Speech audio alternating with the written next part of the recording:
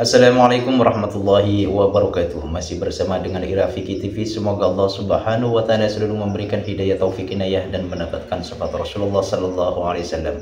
Penasaran dengan ceramah ini? Yuk kita tonton. Apa kabar? Sehat? Masih makan enggak? Punya beras enggak? Punya duit enggak? Punya utang enggak? Punya suami enggak? Ya Pak. Ya Pak. Bapak duduk dulu ya. Ini saya minta silaturahmi. Iya, duduk dulu biar sama yang lainnya ya. Makasih. Biar semuanya sama ya. Ya, saling menghargai karena ini acara bersama bukan acara perorangan. Ya, hari ini lengkap sekali ya, ada Pak Bupati sama istrinya. Pak Bupati ini kalau sendiri gagah, banyak penggemarnya. Kalau ada istrinya tak berdaya. Lihat penari yang cantik-cantik tiba-tiba matanya merem sambil astagfirullahaladzim, astagfirullahaladzim, astagfirullahaladzim. Begitu istrinya noleh kanan, alhamdulillah. Ada Pak Kapolres favorit saya, Kapolres perempuan, calon jenderal bentar lagi, tepuk tangan. Ada Pak Dandim, ada Ibu Ketua DPRD, ada Pak Kiai. Udah Pak Kiai, saya mah biasa. Mau dibilang bapak tiri, mau dibilang bapak orang, kagak ada urusan. Tetapi yang paling penting, saya tahu orang Cirebon cinta sama saya luar biasa. Bahkan mencintai saya melebihi cinta terhadap suaminya. Hari ini banyak yang meninggalkan suaminya sambil Kang Dedi lope-lope. Sama suaminya nggak pernah dibilang lope-lope. Karena istrinya tahu semua, kasihan yang duduk di depan ini. Siang berjalan, malam berkeliling. Pagi tak ada yang menyiapkan nasi. Siang tak ada yang mengingatkan, malam tak ada yang mendekapi. Karena aku memang duda. Iya, janda di depan ya. Janda terdepan, perawan terbelakang. Ya kenapa? Saya selalu dari dulu, bukan hari ini aja, 10 tahun yang lalu saya masih sering silaturahmi sama wong Cirebon.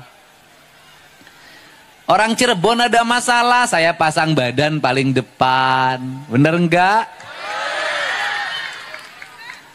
Bahkan barangkali ketika orang Cirebon ada yang nggak ada yang belain, anggota DPR diam, saya yang belain. Aku tak jadi apa-apa aja, aku mencintaimu dan membelamu. Apalagi aku sekedar seorang, apalagi aku jadi gubernur, akan urus ke seluruh kebutuhanmu.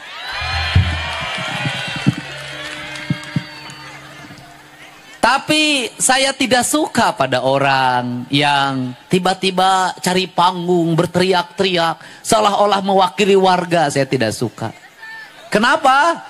Urusan jalan itu sudah jadi komitmen saya untuk membangunnya. Selama itu kita bisa dilakukan bersama-sama dengan bupatinya. Kenapa? Karena perbatasan dengan DKI, perbatasan dengan Banten, perbatasan dengan Jawa Tengah, bagi saya adalah kehormatan. Perbatasan jalannya harus yang terbaik, desanya harus tertata, rakyatnya harus makmur. Karena itu kehormatan seorang pemimpin. Tapi saya tidak mau kalau saya membangun jalan di Cirebon Timur, kemudian ada yang ngomong, itu perjuangan saya. Tanpa kamu teriak, aku akan membangunnya. Betul nggak? Tapi ada kewajibannya, Pak Bupati beraninya berapa kilometer? 5 kilometer, biar kami 5 kilometer lagi. Jalannya kita bangun yang terbaik, karena ini martabat di mata Jawa Tengah. Jadi begitu, saya tidak mau kepemimpinan ini, kepemimpinan kolektif. Membangun adalah sebuah kesadaran, bukan sebuah keterpaksaan. Tapi saya orangnya terbalik. Kalau teriak-teriak nujuk wajah saya malah tidak jadi. Kenapa? Saya tidak mau. Aku membangun karena takut padamu. Aku membangun karena aku mencintai rakyat Cirebon. Benar? Wes?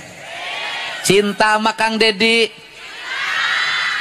Aku mencintaimu, tak mesti aku berkata bahwa aku menyayangimu. Wah. Mantap. Apa sih sebenarnya yang ada dalam pikiran saya? Saya secara genetik dari ibu turunan dari Cirebon, dari ayah turunan dari Sumedang. Saya punya tanggung jawab. Ini provinsi harus menjadi provinsi yang terbaik di Indonesia. Ini provinsi rakyatnya tidak boleh ada yang rumahnya roboh. Ini provinsi tidak boleh ada rakyat yang tidak punya listrik. Ini provinsi tidak boleh ada rakyat yang lapar. Ini provinsi tidak boleh ada rakyat yang tidak sekolah. Ini provinsi tidak boleh ada rakyatnya yang sakit, yang tidak bisa diobati. Ini provinsi seluruh rakyatnya harus ada negara hadir mendampinginya dalam duka maupun suka. Itu sinsi kepemimpinan saya. Tetapi rakyatnya juga harus bisa diurus. Benar nggak? Harus bisa diurus. Saya tadi meresmikan listrik. Saya nyalain lampu listrik yang rumahnya belum selesai. Kemudian anaknya berapa?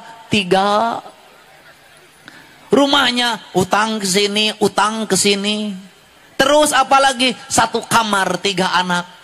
Saya nanya berikutnya lagi, kamu mau nambah lagi enggak? Aku begitu mengkhawatirkanmu, rakyatku. Kenapa? 3 anak dalam 1 kamar. Bagaimana kalau kamu mau kukudaan? Apakah harus menunggu anakmu tidur lelap? Bagaimana ketika engkau kukudaan, anaknya bangun, kemudian matanya terbelalak sambil berteriak, ada hantu. Kemudian kudanya berhenti permainannya. Kemudian bertanya, ayah naon, ada apa anakku? Kata anaknya, tuh katanya sekarang hantunya tidak ada. Nggak boleh. Di Majalengka ada 1 petak rumah kontrakan, penghuninya 13 orang, anaknya 11. Bapaknya tidak kerja, ibunya tidak kerja, anaknya yang jualan keliling. Saya tidak mau seperti itu. Habis itu lari lagi, ayah doi, bapak saya mau MOP. Kenapa? Aduh, sudah 7 anak saya. Aduh, tapi itu hebat, budakna sarakola pada sekolah. Bapak ini semangat ini dipaksa, tidak. Kesadaran saya ingin rakyat Cirebon punya kesadaran. Bukan keinginan pemimpinnya, tapi kesadaran bahwa berat banyak anak itu harus sekolah. Bagaimana rumahnya, bagaimana nanti masa depannya. Banyak anak, banyak rezeki itu benar, tapi mengatur kelahiran jauh lebih benar. Benar nggak? Iya. Saya tahu di sini banyak kamera. Karena kerengarala duit. Lumayan video Kang Dedi penontonnya banyak. Nanti ada esennya dapat 1 juta, 2 juta, 3 juta. Engkau mengambil gambar dari kerja keras orang lain. Tepuk tangan ya, nggak apa-apa sok neangan duit saya ujang. Nah, untuk itu Cirebon harus berubah. Baru jalan lagi, ada lagi yang nangis. Cerik di wae cing teh. Kenapa lagi ibu, anak saya nabrak orang. Orangnya pakai motor, yang pakai motornya anak kecil. Sekarang bagaimana? Anak saya nggak punya duit untuk bayar rumah sakit. Cek aing teh anak sia anu pakai motor, aing nu mayar aing. Itulah rakyat. Apa masalahnya? Hei orang Cirebon, bocah-bocah cilik. Ibumu susah, bapakmu susah, cari duit susah. Udah jangan dulu motor-motoran. Sudah. Udah jangan dulu motor-motoran. Anda mengikuti peradaban mana? Hanya di Indonesia anak kecil motor-motoran. Hanya di Indonesia anak kecil main HP. Hanya di Indonesia anak kecil minum ciu. Hanya di Indonesia anak kecil makan eksimer. Hanya di Indonesia anak kecil ngelem. Hanya Indonesia anak kecil minum komik 15 biji sekali minum. Hanya di Indonesia yang mengaku beragama Islam. Bener nggak? Mau maju tidak? Rubah perilaku buruk. Anak kecil jangan dulu main HP. Anak kecil jangan main motor. Bocah cilik tinggal di rumah. Bantu ibumu ke sawah. Bantu ibumu ke ladang. Bantu ibumu ke kebun. Pelihara domba. Pelihara sapi. Pelihara ayam. Tumbuhilah jadi entertainment baru. Pelihara laut. Jadilah nelayan yang hebat. Jadilah petani yang kuat. Jadilah pengusaha yang kokoh. Jadilah politisi yang handal. Engkau adalah harapan bangsa. Jangan kayak sekarang. Nggak akan maju. Kenapa? Saya ini tiap hari Bu bayarin orang di rumah sakit. Tiap hari. Satu. Bapak. Opo. Istri saya di rumah sakit. Kenapa? Melahirkan. Hamilnya sama siapa? Ya sama saya. Terus kenapa giliran menghamili engkau tidak pernah memberitahu padaku? Tapi giliran melahirkan engkau memberitahukan padaku. Adapah gerangan adindaku? Harus disesar Pak. Berapa biayanya? 25 juta. Kalau berani menghamili harus berani menjamin kelahiran. Itu tanggung jawab laki-laki. Kenapa? Engkau berikrar di hadapan calon mertuamu hari ini. Kau akan menikahi dia. Akan menafkahi dia. Itu sumpahmu. Kalau biaya melahirkan saja kamu tidak bisa membiayai, kamu dosa di hadapan sumpah itu. Iya kan? Bener enggak? Selesai itu. Besoknya datang lagi bapak. Apalagi anak saya ditahan polisi. Kenapa? Membacok temennya. Di mana sekolahnya? STM kelas 1. Masalahnya apa? Ya temennya di rumah sakit harus dibayar 15 juta. Anak kamu yang bacok, aku yang harus bayar. Ini keadaan Pak. Ini tiap hari. Tadi saya ditelepon lagi, Pak Dedi tolong saya. Bawa anak saya ke barak TNI. Masalahnya apa lagi? Dia nyuri emas saya 100 gram. SMP Pak. Kenapa ini terjadi? Masalahnya apa? Orang tua hari ini tak sanggup lagi menghadapi anaknya. Kenapa ini terjadi? Dibiarkan sejak kecil, diikuti keinginannya, makin gede makin susah diarahkannya. Sekarang orang tua nggak boleh lagi takut sama anak-anaknya. Kalau anaknya bangkang, anaknya melawan, laporkan ke gubernur, kita bawa ke kantor polisi, kita bawa ke barak TNI. Setuju nggak? Udahlah Pak. Ini anak kecil Pak Dedi. Harus diperhatikan kebebasannya. Kebebasannya bacok orang pakai parang. Bener nggak? Di Cirebon banyak nggak? Di Cirebon banyak nggak? Banyak. Muang, muang.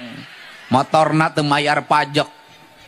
Knalpotna brong, huang, huang. Indungna keur kieu. Bener nggak? Harus dirubah nggak? Harus diperbaiki nggak?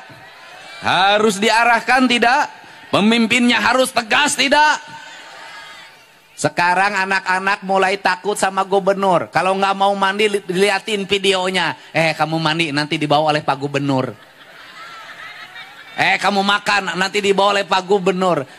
Kamu segera sekolah nanti dibawa oleh Pak Gubernur. Pak Gubernur hadir untuk nakutin anak-anaknya disuruh sekolah.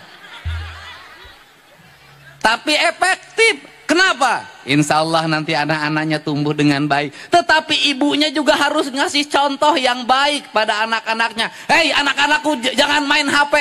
Ibunya juga jangan main HP.